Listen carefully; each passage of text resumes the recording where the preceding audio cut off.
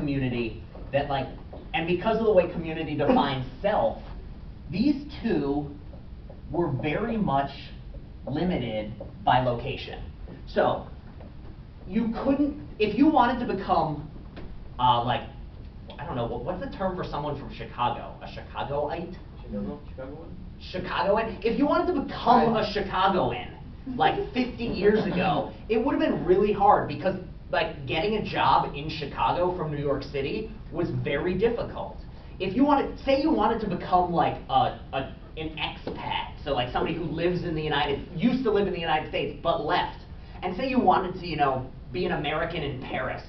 Well, it used to be really hard to get a job in Paris if you were living in New York. Now it has gotten much, much easier. Or say, in these cases of, if we go back to Ellis Island, it used to be the case that if you came to the United States of America from, say, Sicily or from, say, anywhere else, if you came, you weren't going back. Like, that was a one-way trip. You and your family and everyone else was coming, and then you would probably never talk to your relatives who you left behind ever again, just because of the nature of communication. Nowadays, especially in these cases where people who are traveling across the Atlantic were leaving for economic reasons, like if you were a super wealthy person who came over here to like start a giant business, you probably had the money to travel back across the ocean. Nowadays, though, you don't need to be super wealthy to talk to your relatives back home, you know, you've got Skype. So how you define yourself and how big these communities are is very much less defined on spatial location. And this is going back to, these days, I mean, we still have neighborhoods that like we refer to as Little Italy or Chinatown. But even the neighborhoods which are like the ethnic neighborhoods are just, like these days less ethnic than they used to be. Even the neighborhoods that, like, it used to be that if you were, like my dad growing up, everybody in his neighborhood was Irish. Like everybody. It's all of his friends he's ever listed, there are like 4 names. It's Johnny, Billy, well, Johnny could sometimes be Jack. It was basically William, Richard, John, and what was the last one? John and Thomas.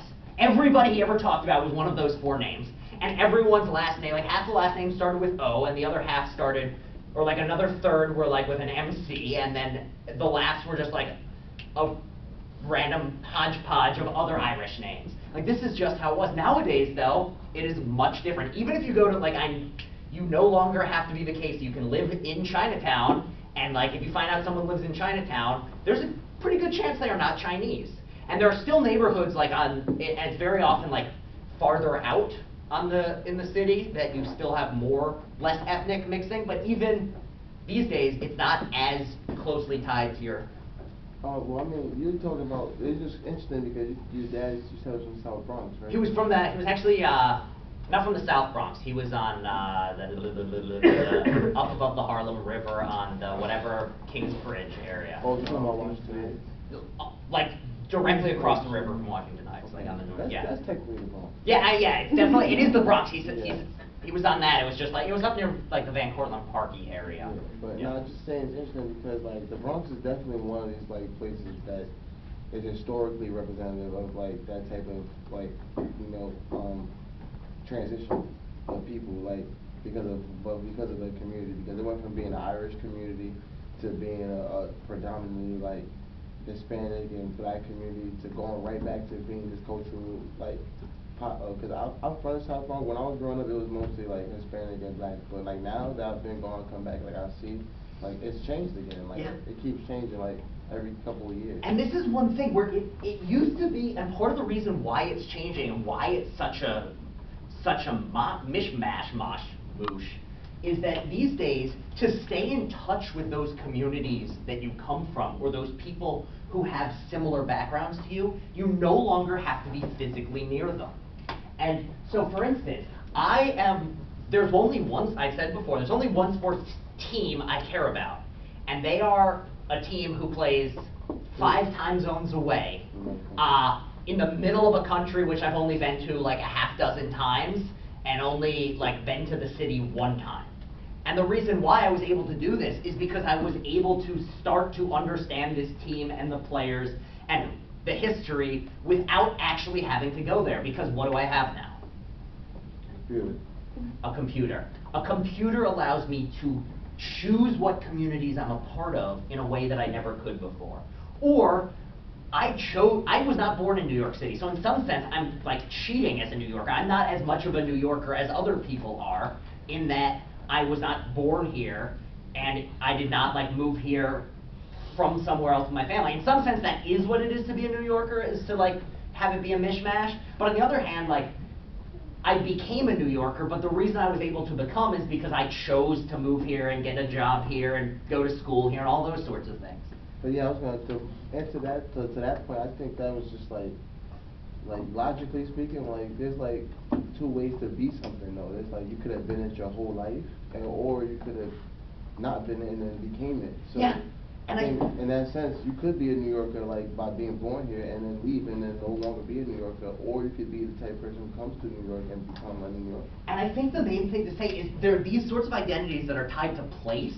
So on the one hand, the sorts of identities that are tied to place, you can now get to places much more easily and stay in touch with places much more easily than you could before modern technology. So for instance, I was able to become a New Yorker much more easily than I would have, say, 60 years ago, where applying for jobs or school in New York was much more difficult.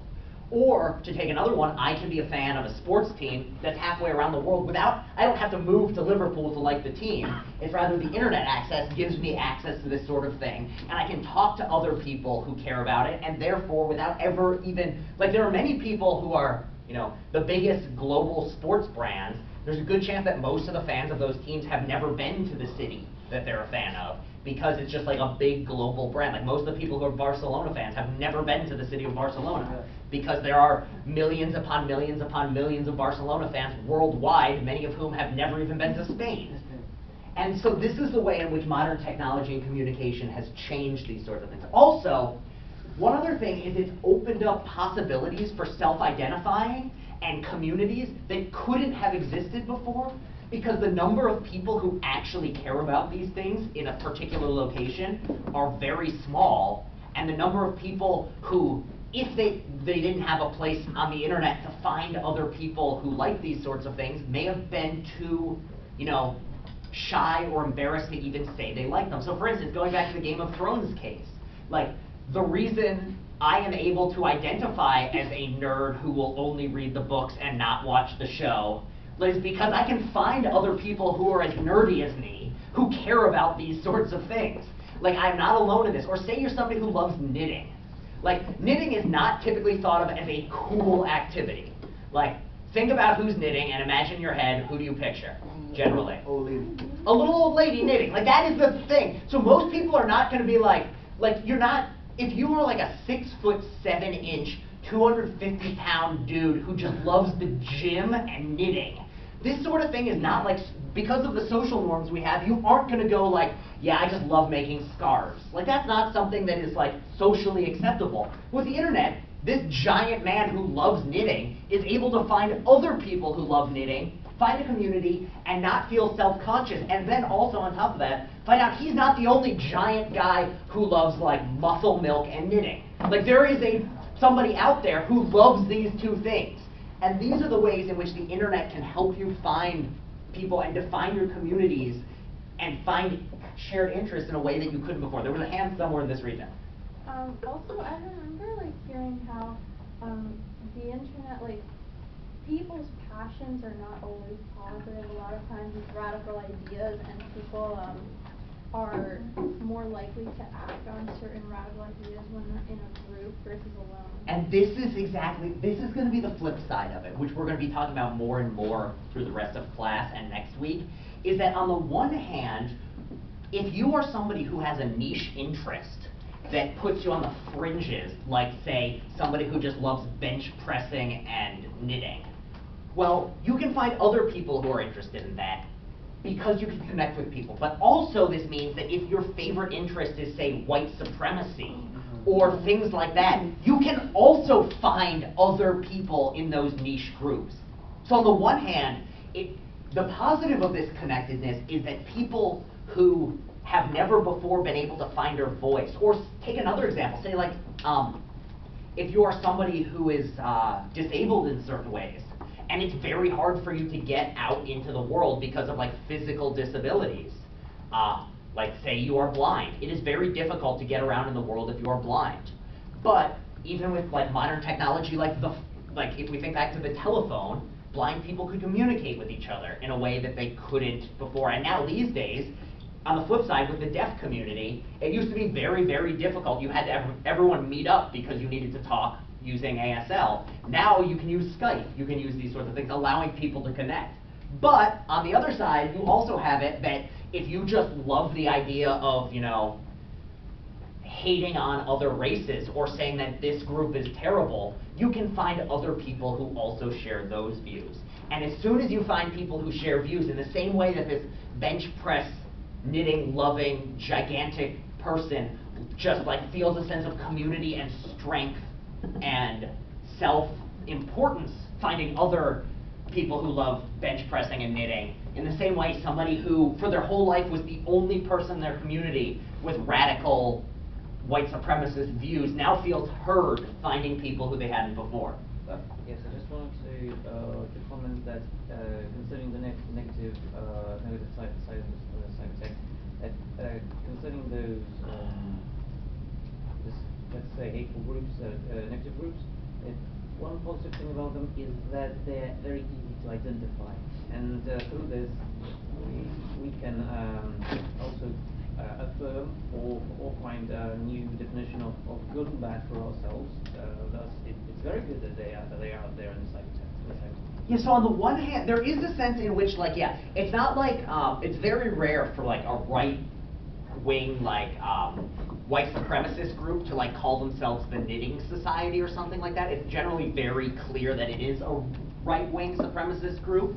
So if you are somebody who's, you know, if you are a government organization who's worried about any sort of group carrying out any sort of violence or anything like that, it is easy to identify these groups. And also, if you are somebody who wants to know about like these sorts of things and know that you, like, what are these people saying, do you not want to be a part of it, that's also very easy to find and understand. The downside is, though, it is also much easier for those who do have, like, there is the good side, but there's also the bad side. Like, if you want to find if you decide you want to be an extreme white supremacist and find other extreme white supremacists, it is much easier to do so today than it ever was, except back in times in which everyone in a community was white supremacist. Like in a physical community, if you grew up in a town that had a large KKK population, you could find other white supremacists. But in New York, if you were a New York City white supremacist, it was hard to find other white supremacists.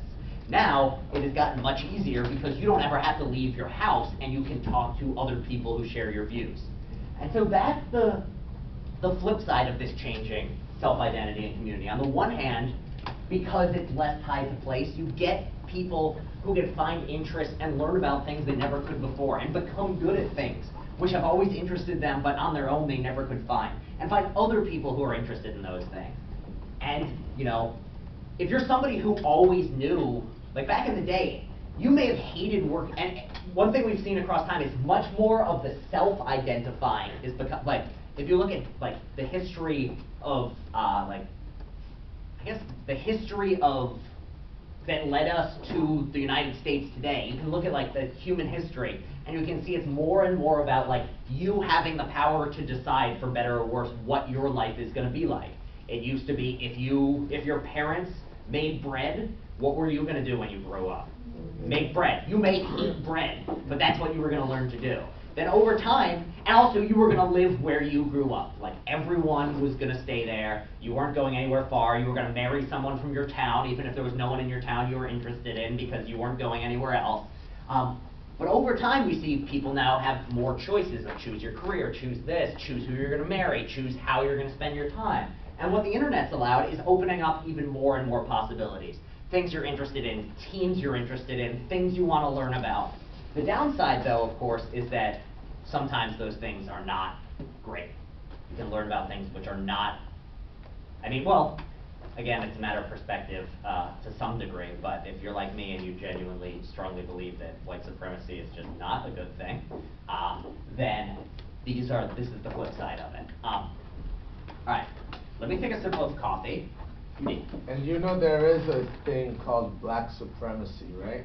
I mean, you tell me any sort of group, Bumpy Johnson. any group, basically if you think of any group of anything, you can then put supremacy behind it, and this is the great thing about having a world of 7.5 billion people. During like the era when Bumpy Johnson was like. Yeah, I'm sure that's a thing. Like, I'm certain that that's a thing.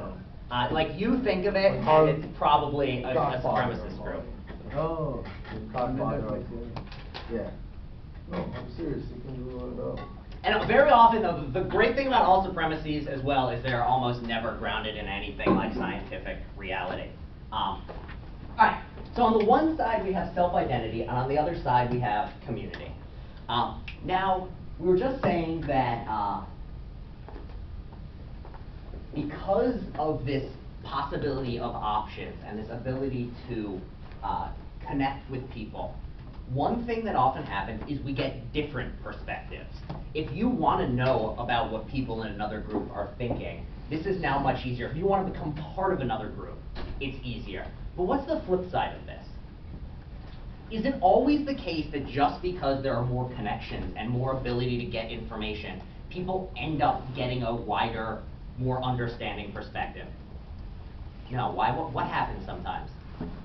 In what ways? You think of the internet, and we like to think, like if you read these interviews with Mark Zuckerberg from early on in Facebook's life, it was things like, the fact that everyone can talk to each other now is going to lead to a more democratic and understanding world where everyone is going to talk to everybody else, and we're all going to understand we're all the same and we're all equal, and the world will be a better, happier place.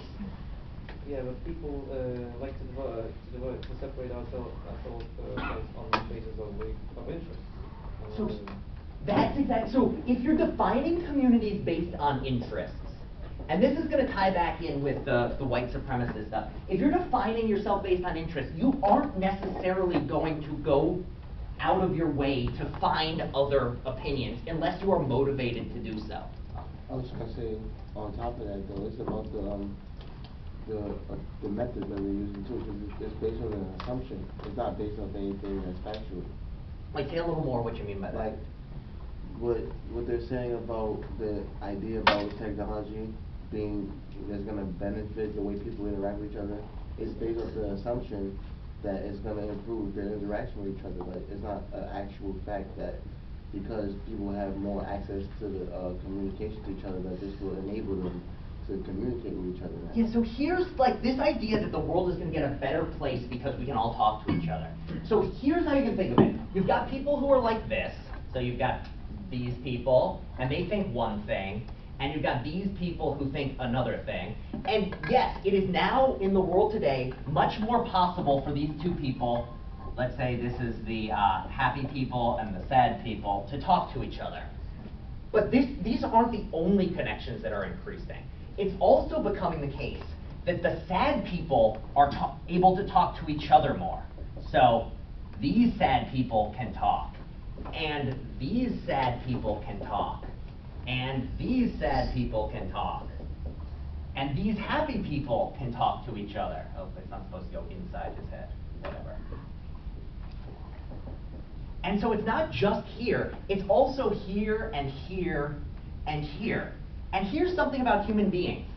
We don't like, if we're giving the option of doing something hard and uncomfortable or something easy and simple, what do we generally choose? Easy and simple. That's just a biological fact. This was something Gleb brought up a couple classes ago. We are just biologically designed to like to relax and to take the easy way out on a lot of things. And so, for instance, if you're having, so let's, instead of happy and sad, let's imagine these are political groups. You can now talk to people across, like, I can now talk to somebody who is a right-wing evangelical conservative Republican from, say, Alabama much more easily than I could 50 years ago. But I can also talk to a left-wing socialist from like Seattle, Washington much more easily than I used to. So on both sides I can talk to, and because of the way that people work, which one am I more likely to talk to? whichever one happens to be easier and less uncomfortable for me to talk to. So if I'm a right-wing conservative evangelical Christian, I'm going to probably want to talk to other evangelical Christian because they're going to say things that I agree with and I find interesting. I'm not going to want to talk to the socialist because that's like going to make me question my beliefs or make me uncomfortable. And so this sort of thing where even though, so Mark Zuckerberg was right, people on the opposite sides of the world, opposite sides of cultural boundaries, opposite sides of political boundaries, can talk to each other more, but they can also talk within their groups more. And because of the way humans talk, what ends up happening is people end up talking more and more to people who are like them in the interest category. So for instance, even if now we can have people who are white supremacists talking to say it's now much easier for members of, say, if they wanted to, members of the KKK and members of the Black Lives Matter movement can talk to each other much more easily than they ever did before. But they just aren't. Instead, they are using the fact that they can talk amongst themselves more to do that as well. So what's the outcome of this? What ends up happening? Yeah, in my opinion, I think, it goes back to, the analogy, you can have something, you could have did something, maybe a prehistoric, times, maybe they could have, there's maybe the only one way to make fire, right? With sticks, or whatever, all the branches. Yeah. All the branches. But now we know there's, a bunch of ways we could make fire, but that doesn't mean that the way that they made fire is better or worse than all the ways that we could come about making fire. Yeah, so in some sense, what ends up happening is each group sticks to its own ways of doing things and aren't forced to confront groups that have other ways of doing it. So you can think, back in the day in New York City, if you had certain political views, eventually you were going to be forced to come and confront somebody who had different political views than you. So it was harder, in some sense, to find someone like that, but it was also much harder to avoid that. Because eventually, you were going to have to interact face-to-face with somebody else who had different views than yours. Nowadays, if you are, say, you have a political view and your goal in life is to never talk to anybody with a differing political view from you, face-to-face, what could you do? You could ignore them, but literally imagine that your goal today is to not talk to, we can imagine you never want to talk to anybody. What would you do? Describe a day. Your goal today is you wake up and you do not want to talk to another human being about anything for the rest of the day. Describe your day. Boring and isolated. You stay at home. We gotta stay in the bed. Okay, you stay in the bed. What else? How do you get food? You order it. And specifically, you order it how? With a cell phone. You don't call anyone. That's too close to face-to-face. You can now order on your phone. And you order what? You don't order to go pick up. You order delivery. Somebody brings it to you. So you don't even have to, all you have to do is you could just shout out, leave it at the door, and then you just go and get your food. And hopefully the neighbors aren't around. And if you don't ever want to talk to anyone, you could